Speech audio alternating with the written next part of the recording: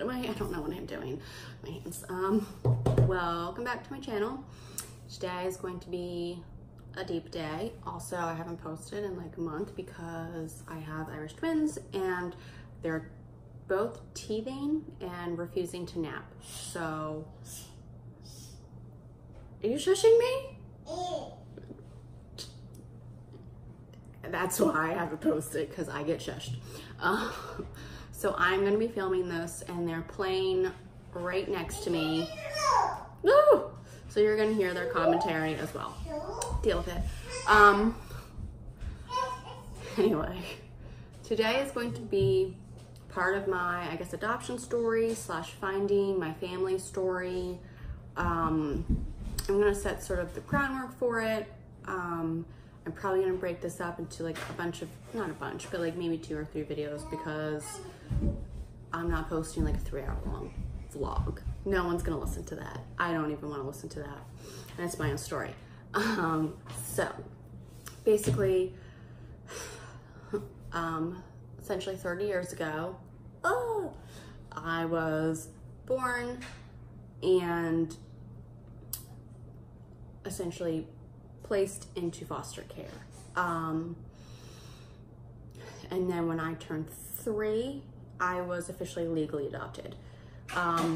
Ever since I've been about 5 or so, maybe even 4, I definitely was aware of the fact I was adopted, and some of my earliest memories are of me feeling a bond to my parents. So I'm going to kind of explain that. I know for a lot of people through the last year is when I've really gotten a lot of groundwork and answers and names, and I've met actually a lot of people now, which I'm not gonna cry, but it's been really powerful to hear maybe someone else's take on what happened. I definitely have different questions now. And I've spent the last few months processing some of these different sides of this story, but we're getting ahead of ourselves, aren't we? So one of my first memories in regards to my parents, I was maybe 5, maybe 4, and we lived in this, what do you call it? Like a development, and it was called the Sanctuary back in Florida. And I had a room, it had this big window, and it had this like marble, like ledge. And I used to rest my head on this ledge and put my hand on the window.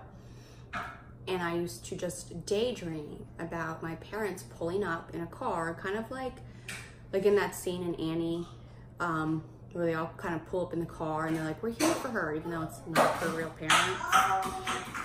Like I kind of like, that was sort of what I would think, sort of that same scene, if you will, of like 2 people pulling up in a car in a driveway and like getting me and like taking me home, like not in a bad scary nightmare way where like I'm kidnapped, but in like a Hallmark movie way where it's like, oh, your parents found you and you're going home now. Like that's what I felt as a young child. And at that point, it wasn't because I hated the people that adopted me or I didn't love them or I felt like they were mean or mistreating. It was just this incredibly raw feeling of needing them and loving them. And I've had that feeling since I can remember. And if there's any takeaway from any of this, for a more general audience aspect of it, it's don't ever doubt your gut, your instincts. Like don't, because from a very young age, my gut and my instinct was, I'm going to find them and I love them. Even I miss them at times. There was no rhyme or reason for it. Like I said, at that time period, there was nobody within the family aspect that I was living with that was giving me a reason for that. It's not like I was being beaten in a corner or starved or made to work like Cinderella at that time. There was nothing wrong, right? So this was just completely organic and raw and coming out of the heart of like a small child. And I've always had that feeling, whether it's been in the forefront of my mind or the back of my mind. Uh-oh. I see you. Time out. We need more snacks. We had a snack thief, so I fixed the problem. But back to what I was saying, which was what? Oh, don't discredit your instinct, because like I said, young child, there wasn't like any sort of weird outside source to push me into this direction. Like I said, it just came all from here, from a very early age. And just, I knew I was going to find them, whatever it took, however long I would find them, and I just had to do it. So this process, this mindset started way back. And like I said, it all came from here.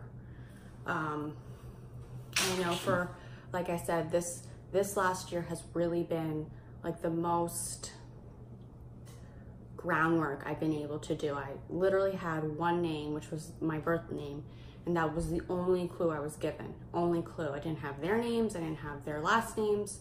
I was only given my first name, my middle name, and what I could remember of seeing of my last name. That's all I had. And I would just do whatever I could with that. For the past probably 15 years. So like having access to like computers or whatever else, and there's blogs and like family reuniting websites, and I talked to, you know, years and years and years worth of this one name, which was my birth name, and that was it. And a city and a state, that was it. And that's all I had, and that's all I had to work with.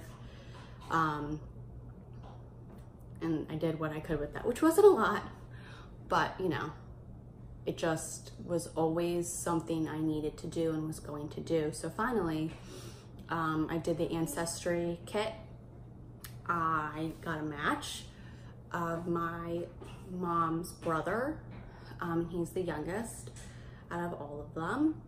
And literally a day after I gave birth to my daughter, I found out that unfortunately my mother had passed away, but I did get some information of her father, his name, and then from there I just used that information and like I don't want to say like an addict because that sounds really dramatic, but it was just like non-stop searching of plugging in these new names I had, these new last names I had,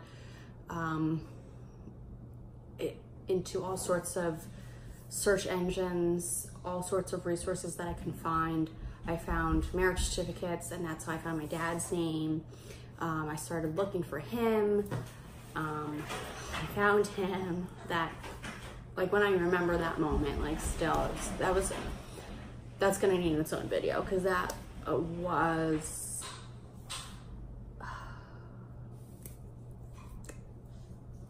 surreal. It was surreal, that moment.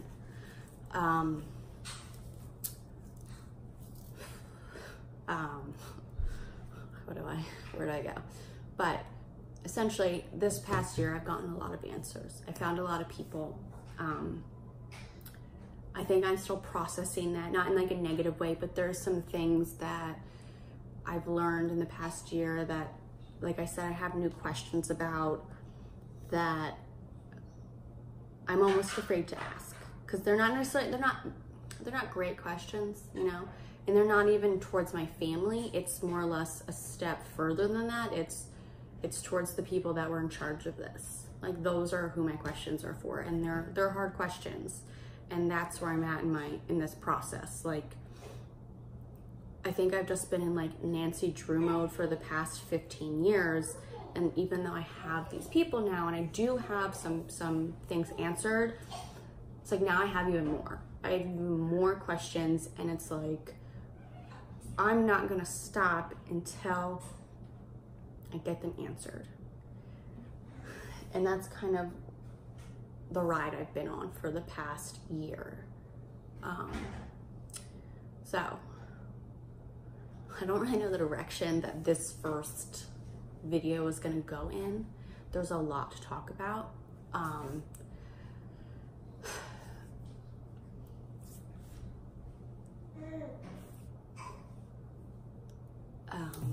And I do want to tell this story because I think for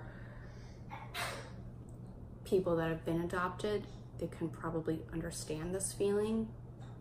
And I've talked to, you know, ironically enough, I've had people in my life that have been adopted in different scenarios, and some of them are like me that have this incredibly strong driving force to find their parents, and there are other people that literally, they don't. They have no driving force whatsoever to find their parents.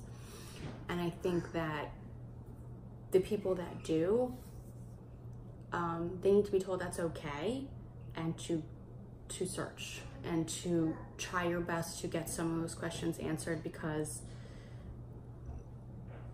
even though you don't necessarily have like a black and white fact to back up this need, your soul might know something that your head might not. And don't discredit that, because it's just as legitimate. And I think, like I said, and I think I briefly sort of touched on this before Snapgate just happened, there are going to be people that legitimately just don't understand how you can feel such a deep love and connection to two people that you've essentially never really met or have very limited physical memories of and with. But do not let those people discredit that, because they have no idea, right? Chances are they were brought up by their parents, good, bad, or otherwise. They're brought up by their biological family, good, bad, or otherwise. They've never been in a situation where you have. Like, they have never been in your situation or your shoes, so they could never really understand the depth of your connection and the depth of your heart or your soul or your situation or your predicament. So don't ever let anyone discredit that, because it's very real. It's confusing. It might not make sense, but that doesn't mean it isn't real. And so this past year for me has been dealing with some of that from people that I've sort of told the story to, where they clearly, like, it doesn't resonate to them. It doesn't make sense. Like, okay, but you don't even know them. Like, why? And that's fine. It's been a lot of personal healing for me, because I've since started this journey have learned that my mother passed away in 1998. So a big part of this search was to find her. That, you know, not that finding my dad wasn't exhilarating and so many good things in that, and finding my sisters, even like huge moments. Not that that wasn't good enough, but for whatever reason, I've always just had a draw to her and felt a very deep love for her, and to just sort of learn like that you won't ever get to hug her, you won't ever get to talk to her, was very, very hard for me for the past year. It's definitely been a lot of healing from that, and a lot of crying, and a lot of trying to make peace with that, and knowing that the person that you've essentially been searching for probably 15 years isn't here. And how do you resonate that? How do you come to terms with that? So that's been really hard, for sure. And those are where some of my tough questions come in. You know, who decided to make that call? And like I said, I've been told one side of the story for essentially 26-ish years at this point, and when you hear a different side of that story, which is a little contradictory to what you might have been told for a big chunk of your life, there's a whole lot of stuff that happens up here where you're like, what? Oh, wait, what? Huh. So it's been a year. it's 2019, you've done that. So I don't know, I guess let's just do it. We're gonna sort of touch base on maybe that story, and then next videos I'll do talking about meeting everyone. Let's do that, that's fine.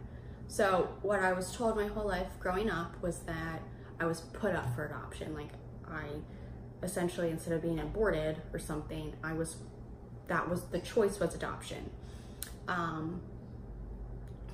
That they were sick, they weren't able to be parents, and they knew that, therefore they put me in adoption. That was the choice. That's what I've been told my entire life. That I've been told that they were given the opportunity to know me before it was all legalized, that they never came, they were always late, they missed appointments. These are the things I've been told. Now, is there some truth in that? I'm sure there's a little bit of truth in that. I'm not saying that this was told to me to discredit anyone. I'm not saying that there was a nefarious intent in this being told to me.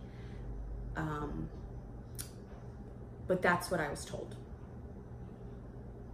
Was it to protect me? Maybe, but this is what I was told. Now, in talking to my grandfather and my father and other people that that kind of went through this, even though they're not directly related to me, have since offered up new information that I had multiple people within this family circle try to adopt me out, so I would stay within the family. I had a cousin on my father's side try to adopt me. I had my mother's father try to adopt me. My grandfather essentially tried to adopt me and his wife, and they weren't not approved, but they were essentially talked out of it by a social worker. And then my father's cousin was essentially not accepted because they had claims made against the cousin that she wasn't a good person, that she had, about to have a meltdown. Hold that thought. I don't know if you need more snacks or attentions. Wait. Oh, we're making eye contact.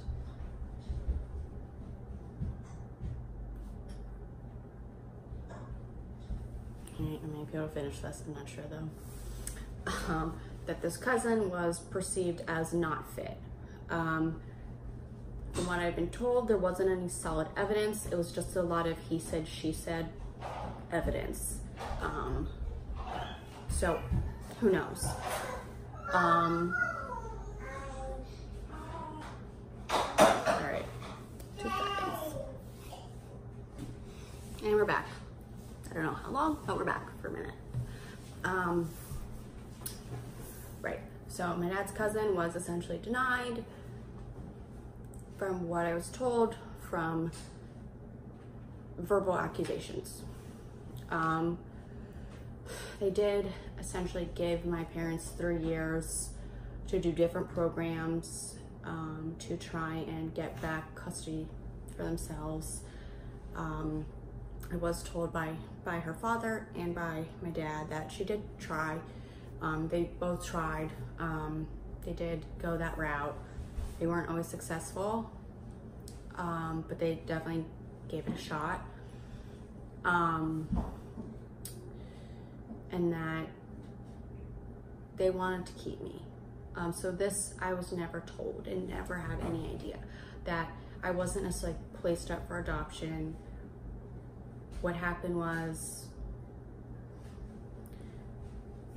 my mother definitely made mistakes. It is what it is. She definitely had a problem with drugs. She did. And when I was born, I know for a fact that I was definitely ill. Like, I was definitely very sick. I was a very sick infant. And you know, I've seen videos of just like babies being born addicted to drugs, and they suffer. They're in pain because they're essentially withdrawing. So I know that happened. I also know that I had people within my family try and keep me in the family on both sides. I also know that I have 2 sisters that were allowed to stay within the family, that were, we were essentially born back to back to back. So if you want to take almost similar situations and compare them, well, it makes room for more questions to be asked. Well, wait a second. Why were they allowed to stay with their family and I wasn't? What was the difference? They're being adopted essentially by another family member to stay within the family member. Why wasn't I? And I guess whoever you are in that situation, you can look on the other side of the aisle and have different questions, right? It could be looked at one way like, well, I was lucky enough to be adopted out. Or you could look at it and say like, well, they were lucky enough to stay with their family. And I feel like no matter which question you're seeing, there's still the question of why was this okay for her and this okay for them? And why couldn't they be the same? Whichever resolution was made. Doesn't really make sense because there wasn't much different in our stories and what happened. So there's definitely a lot of questions of who made that decision, what qualified them to make that decision, was there money involved, who benefited financially from my adoption. And I'm not saying that it's necessarily nefarious, like some weird, creepy black market adoption, but I think that when there are children involved and family members involved, and you're essentially taking that child away from a lifetime of knowing their parents, their sisters, their grandparents, their aunts, their uncles, these questions should be asked. And I want to ask them. So I still have more work to do with this. And I am going to do way more research, I think, on more of the black and white aspects and the legal aspects of adoption, and who are making these decisions, and what do you have to do to be qualified, and the financial side of it. And like I said, I'm not saying this is nefarious. I'm not saying there was some weird like black market adoption happening and whatever, but that's a life-changing moment for a lot of people. And here I am 30 years later finding out things that completely changed my perspective on a story I've been told for 20 something plus years. And it's not the whole truth per se, or there's more to it.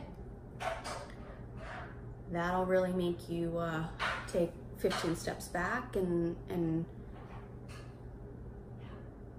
question things. And like I'm gonna say again, I'm not saying the people that are adopting were nefarious and like had bad intents, or it was like some weird like in the middle of the night moment. Like, no, I'm not saying that at all, because I definitely love my grandparents. They're amazing people. I get a lot of strength and inspiration for them, and I love having them. I wouldn't trade them for the world. Even my dad and I have a really great relationship now. I wouldn't trade him for the world. So, in one way, not necessarily hugely religious, but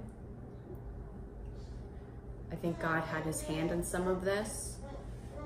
And, I wouldn't be sitting right here, right now with my 3 children and my husband if my life didn't deviate from where it might have gone. And you know, I wouldn't change my husband for the world. Don't tell him that. You know, but there are still things that as a child I was missing, and there wasn't anything that anyone could have done to fix that hole. There's definitely like gaps in my soul in a way from missing my parents, and even just meeting my grandfather for the first time recently. Like, you know, I would have liked to known him 20 years ago. And I'm not going to. So it's definitely been a very long emotional roller coaster of finding out maybe a different side to the story, hearing the other people who tried to adopt me and get denied, hearing even my sisters say that like they knew about me and that they watched my dad like wonder about me, think about me, like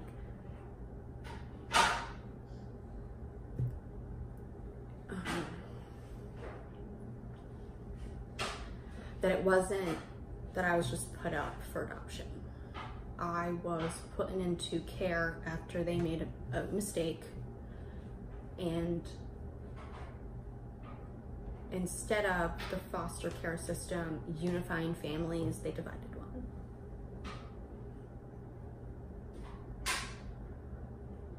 And whoever made that decision robbed me of having access to my mother. And maybe she was hopeless. Maybe she wasn't that great of a person, but who cares? I will never have a memory with her.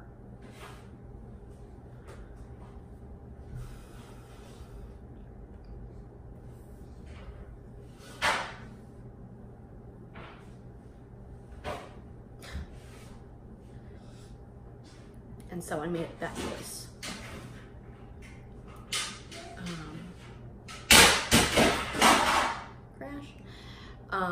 I think adoption's great. I think that the foster care system is a great concept. I think that there's a lot of problems with it. I think after hearing the other side of my story has really sort of opened my eyes up to that.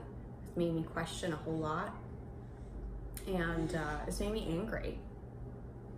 I'm angry, but I'm not angry at the people that adopted me. I'm angry at the system. I'm angry at that social worker.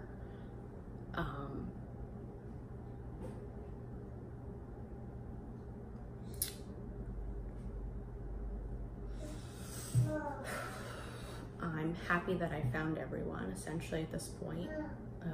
I'm still working on how to, I don't want to say relate to them, but it's like, it's something that I've been searching for so long that I'm afraid I'm gonna break it. That I'm afraid I'm gonna ruin it somehow and say something stupid and it's all gonna disappear again. Which sounds stupid. And I don't, after meeting my sisters and my dad, like, and seeing them interact, I don't think they're that people. I think that's my head. And even just meeting them, like, you could tell that it's a little wild, it's a little crazy. But it's all love too. It's, you know, it's not. Speaking of crazy, those are my kids having a meltdown. We might actually be due for a nap attempt, so one more intermission. Get your snacks. And I'm back. I'm gonna wrap this up a little bit. I know there's a lot of background noise of like toys and kids and screaming and laughing and baby talking and stuff. I have 3 kids. This is my life. This is my life. This is why my house is never clean, because I have to stop 17 times to like, Mom. But we're gonna wrap this up a little bit. The next video, I'm gonna just basically talk about meeting everyone and how it was really amazing, it was really scary, processing that, all of it. Even just the day I found my dad, like how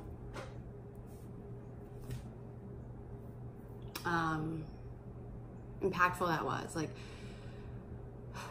it was big. That was like a very big moment for me, and a really, really great memory.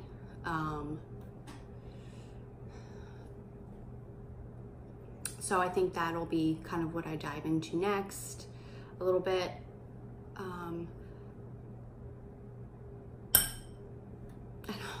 I guess that's kind of it for right now. I just want to start this process because I think it's definitely a story worth hearing and being told. I think that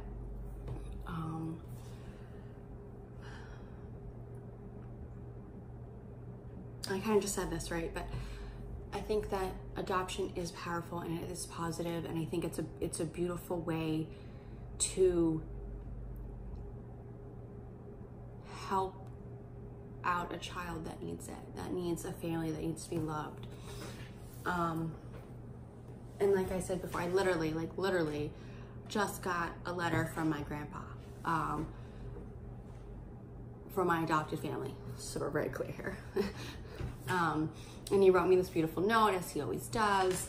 And a million years ago, back when I was in high school, I used to write all the time, and my father-in-law passed away recently, and I just wrote like a little blurb on my Facebook, like about him, and kind of just how he was special to me, and how he was a good person, you know, whatever. And you know, my grandpa just wrote me a little note just saying, like, you know, you've always been a really good writer, and like here's just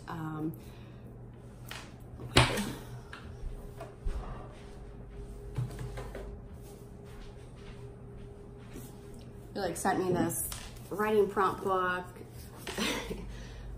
because, you know, this was my first love, was writing. And when I had time, which seems like a lifetime ago, I used to do it all the time.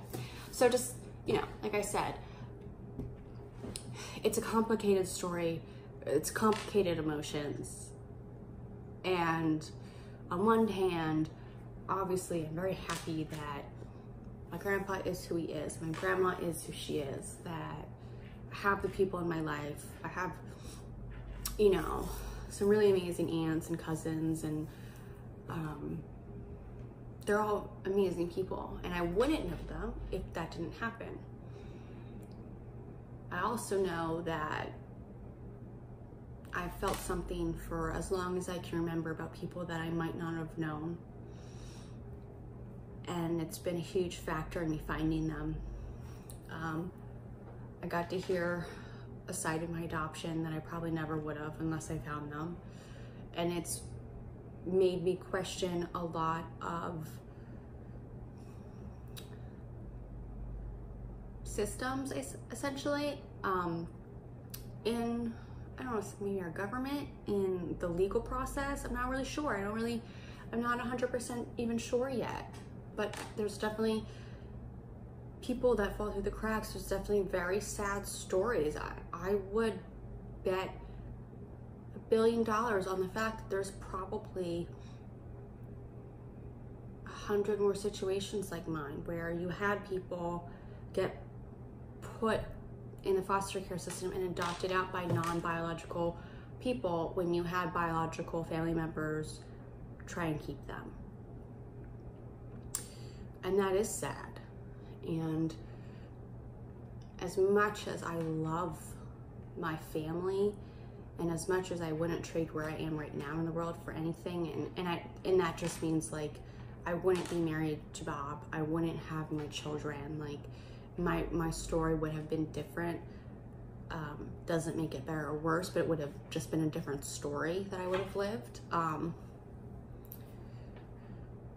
also know, how hard it's been and how hard it will probably always be to live with this kind of hole and this longing to have someone be a part of me that at this point is just not even an option because she's no longer alive. And that choice was made for me, and I want to know why. And not because she was a drug addict. That's not good enough, because you have people within that family on both sides step forward and say, okay, well, she's not capable, but I am.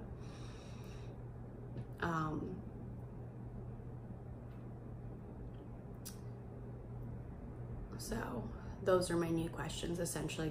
That's where my head is. Like, I'm not saying there's this huge conspiracy theory here, but how does adoption really work in the United States? That's a good question. I do know that a lot of people adopt outside of the United States because it's not as expensive. Well, why is it so expensive to adopt kids in the United States? Where does that money go? What are you paying for, and who are you paying to be able to adopt a child? Is it through a state agency? Is it a private agency? Who, how, where, what, and why? Like, these are questions that I will get answered at this point. Like, hi, I spent 30 years trying to find people, and I did it. So if I'm determined enough and I want an answer, I find it. And I think that's where I'm at in life right now. Like, do I think I'm gonna change the world? Nope. Do I think I'm gonna like reestablish a whole system and how children get adopted out? No. But I'm curious, and I'm curious because it hugely impacted my life, and it's hugely impacting a lot of people's lives. And of course, there are hugely positive stories that people can tell that have been adopted. Absolutely. There's also lifelong scars that kids that turn to adults are gonna have. And this isn't something that, I don't want to say that it's okay or not okay, but there might be some rethinking that needs to happen. But here we are. I found my family. I have more family than I know what to do with at this point. I have more questions than I have answers. And I guess stick around to kind of hear the funner stuff. But all right, I think that's enough. It's probably like an hour long at this point, so if you're still here, thanks. And see ya later, I guess.